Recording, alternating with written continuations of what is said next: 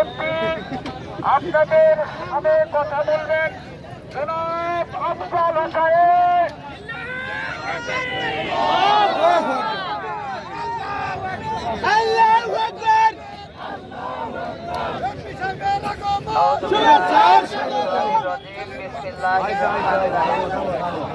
ভাইরা আসসালামু আলাইকুম।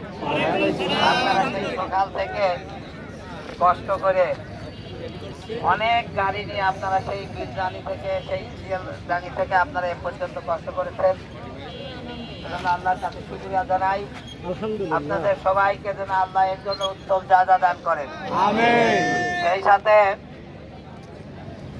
13 এবং 14 তারিখ আমার বাড়িতে হাজার হাজার লোক। আমি খাওয়ার সময় পাই নাই, টয়লেটে যাওয়ার সময় পাই নাই এরকম, যার কারণে গ্রামে বেরোতে পারি নাই। ইচ্ছা ছিল 15 তারিখ থেকে গ্রামে ঘুরবো, কিন্তু 15 তারিখে আমাদের অঞ্চলে সব এমপিদের ডাকা হয়েছিল। আমরা সেখানে গিয়েছিলাম। অঞ্চল থেকেই বুঝে দেওয়া হলো যে আমির জামাত নির্দেশ দিলে এই দিক দিয়েই ঢাকা চলে আসতে হবে। আমরা আর বাড়ি ফিরে আসি না, আমির জামাতের নির্দেশ পালন করেছি। ঢাকাতে শপথ হলো, শপথের পরে 2 দিন আমাদের একটা ট্রেনিং ছিল।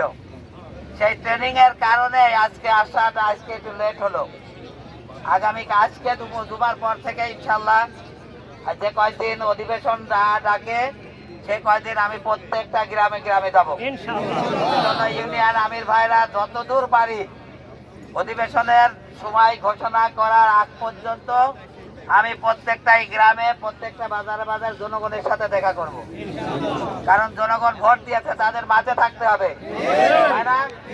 আর একটা জিনিস আপনাদের বলবো, প্রায় 400 গ্রাম, 4,24,000 ভোট। সবার কাছে কি আমার একা যাওয়া সম্ভব?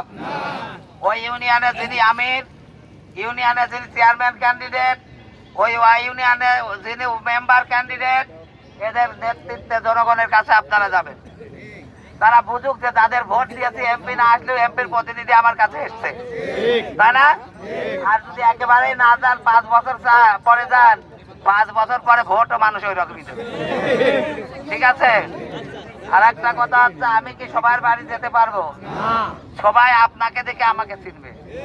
এজন্য আপনার যেন তার সাথে ডিলিংসটা ভালো হয়, কথা এবং কাজ ঠিক থাকে, তাই না?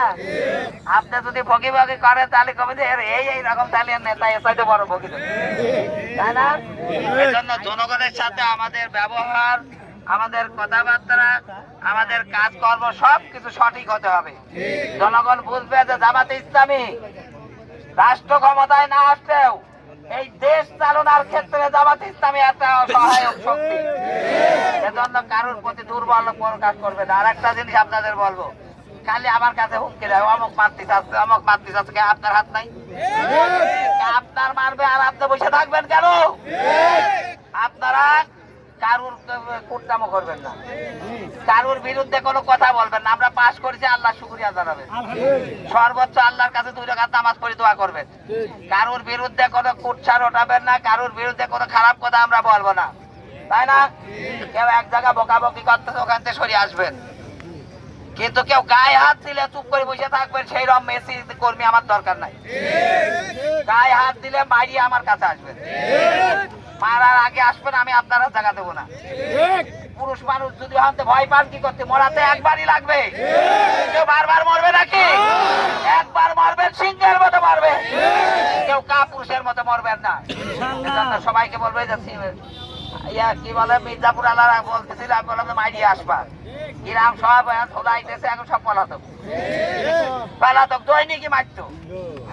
আপনারা সব একা ছাড় দেবেন, আর ভালো ব্যবহার করলে সমস্ত লোককে ভালো ব্যবহার করবে। ঠিক আছে?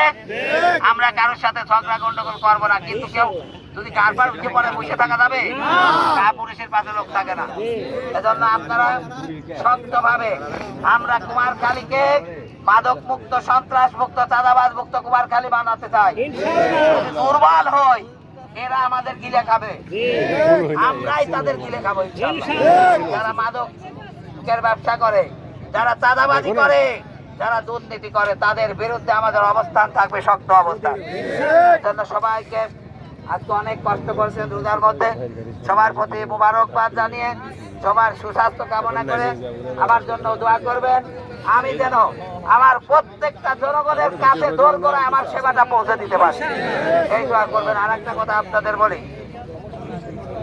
খোকসা কুমারখালী পরিষ্কার পরিচ্ছন্ন অভিযান চলবে, এটা আমিরে জামাতের নির্দেশ। ইউনিয়ন আমির যারা আছেন তারা আজকেই পরিকল্পনা করবেন কয়টা ছাতা লাগবে, কয়টা কি লাগবে সেটা কিনে ফেলবেন। আমিও কিছু সহযোগিতা করবো ইনশাআল্লাহ, ঠিক আছে? আমি নিজে উদ্বোধন করবো এটা, আপনারা প্রস্তুতি নেবেন। সবাই সুস্বাস্থ্য কামনা করে আমার কথা শেষ করছি। আসসালামু আলাইকুম ওয়া রাহমাতুল্লাহি ওয়া বারাকাতুহু।